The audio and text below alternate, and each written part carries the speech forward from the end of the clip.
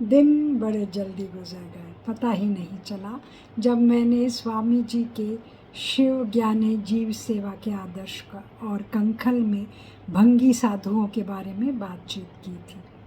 आज मैं एक और ऐसी ही घटना के बारे में बताने जा रही हूँ कि कैसे काशी सेवाश्रम की स्थापना हुई। फ़र्क सिर्फ इतना है कि कंखल में स्वामी जी ने अपने एक शिष्य को भेजा था, पर यहाँ काशी के 3 युवक स्वामी जी के आदर्श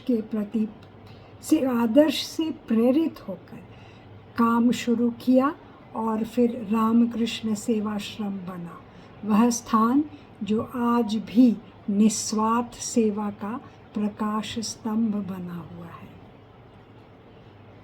सन 1900 की है। जून की एक तपती दोपहरी के दिन एक युवक चारूचंद्र दास, जिसने सोचा गर्मी बहुत है, खाना खाने से पहले गंगा जी में एक डुबकी लगा कर आऊँ। काशी में घाट की सीढ़ियों से उतरते हुए उन्होंने देखा एक बूढ़ी महिला बहुत बीमार, सुध बुद्धहीन अवस्था में सीढ़ियों में पड़ी हुई है।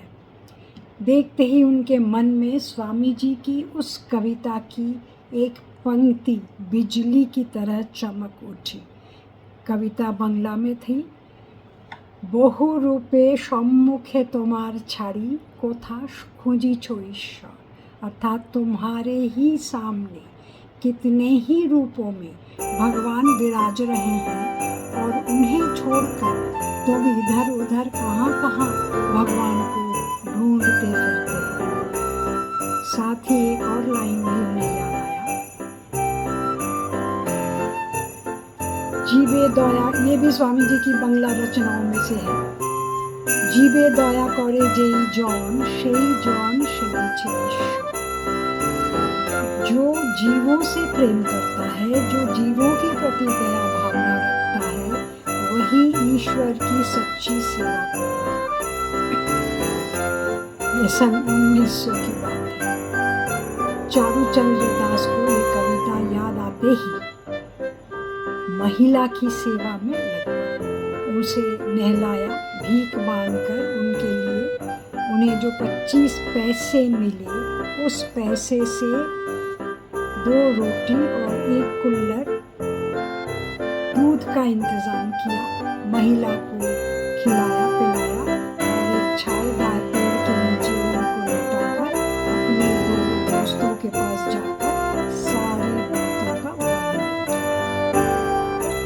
इस तरह बनारस में विवेकानंद के 3 भक्त बाद में जो उनके शिष्य बने और जिनमें से 2 साधु भी बने, जिनका नाम था चारूचंद्र दास, जो बाद में स्वामी शुभानंद के नाम से, केदार मौलिक, जो केदार बाबा के नाम से काफ़ी पहचाने जाते थे, स्वामी अचलानंद बने, और यामिनी रंजन मजुमदार, जिन्होंने संन्यास लिया, ने शिव ज्ञानी जीव सेवा का काम शुरू किया, क्योंकि उनके पास न तो पैसे थे न ही कोई और इंतजाम।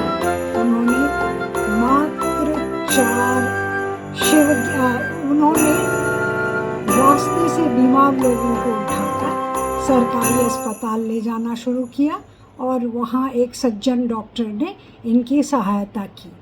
परंतु कुछ दिन बाद उसी डॉक्टर ने, क्योंकि वो सरकारी अस्पताल में काम करते थे, उनको ये स्वाधीनता नहीं थी कि वो ऐसे काम कर सकें, क्योंकि अंग्रेज़ों का ज़माना था, उनके बहुत स्ट्रिक्ट रूल्स एंड रेगुलेशंस होते थे।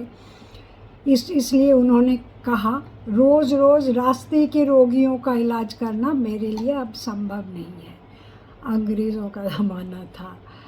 डॉक्टर के मना करने पर युवकों ने हताश होकर अपना काम बंद नहीं किया। उन्होंने भीख मांगकर पैसे इकट्ठे किए।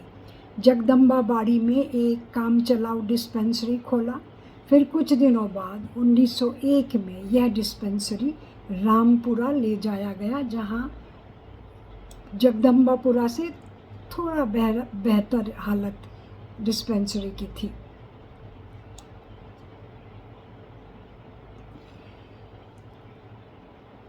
दो साधु और एक उनके साथी भीख मांग कर सेवा कार्य के लिए पैसा इकट्ठा करते थे। कभी कभी किन्हीं सज्जनों ने भी उनकी सहायता की, कुछ दान दे दिया करते थे।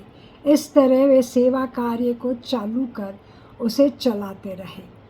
फरवरी 1902 में स्वामी जी बनारस आए। आकर इन युवकों की सेवा देख बहुत खुश हुए और इसे रामकृष्ण सेवाश्रम का नाम दिया। स्वामी जी ने इस काम के लिए काशी शहर के लोगों से पैसों के लिए अपील भी की, क्योंकि स्वामी जी को सुनने लोगों की तो कोई कमी नहीं थी, और जब वो काशी पधारे होंगे तब नगर निवासी सभी लोग उनसे मिलने को उत्सुक होकर अवश्य आए होंगे।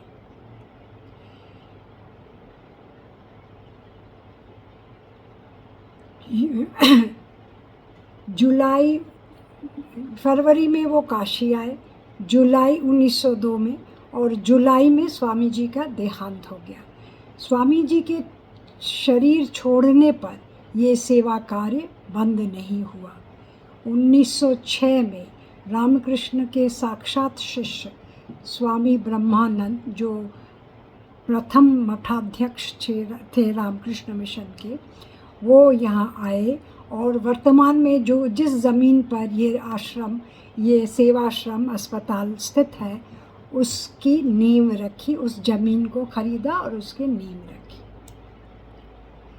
अंग्रेज़ी सन 1900 में बनारस में 3 दोस्त स्वामी जी के शिव ज्ञाने जीव सेवा के मंत्र से प्रेरित होकर भिक्षा से प्राप्त 4 आने मात्र पैसे से जिस सेवा कार्य की शुरुआत की थी, वह एक विशाल अस्पताल के रूप में आज काशी के गरीब जनसाधारण की निःशुल्क सेवा कर रहा है। अन्य सामर्थ्यवान लोगों से जो पैसा वे लेते थे वह आज के अन्य अस्पतालों से बहुत कम है, नाम मात्र है। बदले में जिस निष्ठा व आंतरिक भाव से वे सेवा करते हैं वह अतुलनीय है। स्वामी जी स्वप्न दृष्टा थे, उनका अवश्य ही आज की दुनिया के हाल का अंदेशा हो गया होगा। आज दुनिया स्वार्थ और लोभ के कारण अत्यंत हिंसक बन गया है। हिंसा के कारण मनुष्य अपना मनुष्यत्व खो बैठा है। क्या इसी कारण स्वामी जी ने निस्वार्थ मानव सेवा कार्य का बीज 100 साल पहले ही बो दिया था? मानव सेवा का जो बीज स्वामी जी ने 100 साल से भी अधिक समय पहले बोया था, वह आज फल प्रदान करने लगा है। स्वामी जी भविष्य दृष्टा थे, शायद इसीलिए पहले से ही मानवता की रक्षा